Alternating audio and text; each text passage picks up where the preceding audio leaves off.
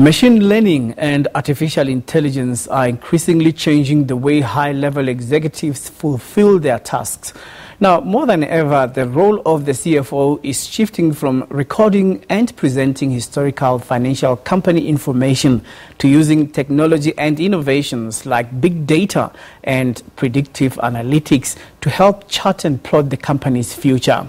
Joining me in the studio is Finance and Commercial Manager at SYSPRO Africa, Sanjay Galal, to come and expatiate on this matter. Thank you very much for coming. Thanks, Colin. All right, I'd like us to start by talking about the normative way of financial management in as far as the authority of the CFO is concerned in company management. How does it start and where does disruptive technology come in? Okay, so I think firstly there's been quite a big shift from the typical CFO role being one of a custodian and a person of looking after what the function is from a diligence perspective to one of a business partnering perspective. So you are noting that the CFO is taking more strategic role in the management and daily activities of financial management. So when it comes to tabulation of data, I can imagine that it is really huge amount of numbers that have to come in, and the streams would be from the income statement, the cash flow, allocation of resources and technology and so forth. So how does it pan out to make it more modernized? So I think, like you said, the volume of data is massive nowadays. So the role of the CFO has changed quite a bit in that sense, and the technology disruption has added huge value in that space. What we've done is basically using these tools, to help us make decisions on the data rather than formulating and putting this data together. So things like big data and analytics and business intelligence, for example, as a tool, has helped us to basically focus on decision making rather than collating and getting that data up to a stage. Now, the process of data collation would be worrisome in terms of the number of people who have to manage the process and those who have to do the dirty job of looking at the numbers, whether they have been collated properly and scrutinized. So where do you draw the line in terms of using technology to manage the finances of an organization and looking at the number of people who are going to do it and implementing new technology? Are you going to end up having to retrench people? No, I think there's a slight change which has happened and a big shift. So instead of getting individuals or human beings to actually put the information together or do those iterative or repetitive tasks, we use machine learning and AI or bots to do repetitive and those iterative tasks in order to get us up to a point where we rather use our skills as humans to analyze and make decisions on data. So I think that's where the shift is. When we talk about collation of data in big corporate South Africa, it sounds highly advanced. When you bring it closer to home for small business, then how do you relate it to disruptive technology?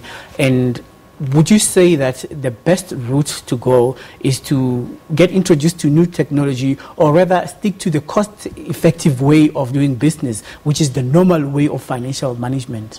So I think when you talk about cost-effectiveness, I think you have to adopt technology and disruption and then shift that on to innovation in order to get those cost efficiencies. So it's no longer a stage where we talk about cost efficiencies by just employing less people and trying to be more efficient.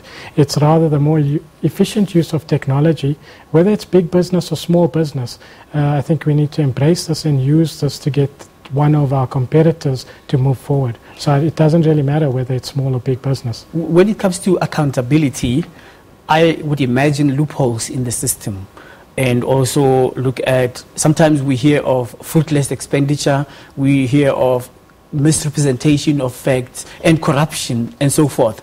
How would then this process be made to be watershed and be proven to be like corruption free?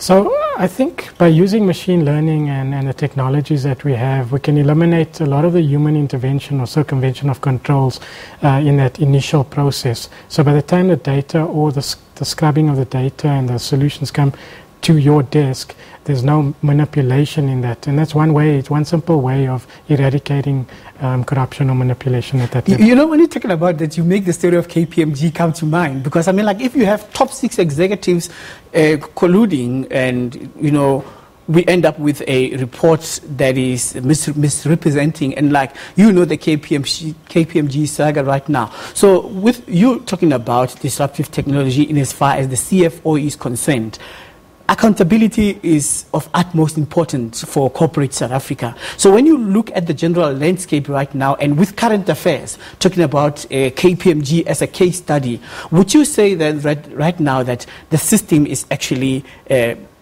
can be flawed at some stage? Look, I think the fundamentals still remain. At the end of the day, the integrity of the profession and everyone in it still needs to maintain that level of independence and not compromise in any way. So I don't think technology or disruption from that point of view can eliminate that. But I think then it comes down to the humans and the people in the system to maintain that level of integrity to do the right thing. Can the system raise red flags that, hey, we don't want another KPMG here?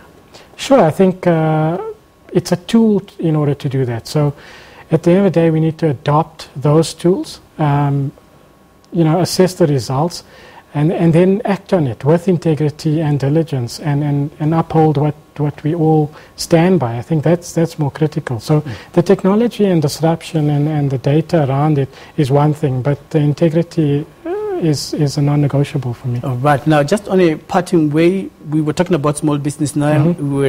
Your project has also been including internships to train young people on this. You have been sponsoring it. Tell us a little bit about that. Okay, so at SYSPRO we have an internship program where we take in a number of candidates each year. We try and grow them, develop them, expose them to different parts of the business, and then release them into commerce, or we take them on in-house and make them part of our staff complement. I think there's another initiative that you may be referring to, is the Top 35 SYCA initiative that just happened a month or so ago. And I mean, that initiative highlights the young leaders and the young professionals, especially in the CA profession, coming through. And I think that basically builds the professional of today and shows a way that the profession has changed in terms of being a business partner rather than an accountant. All right. Thank you very much for making time to speak to us about this. Thanks for having me. And we hope that integrity will be upheld.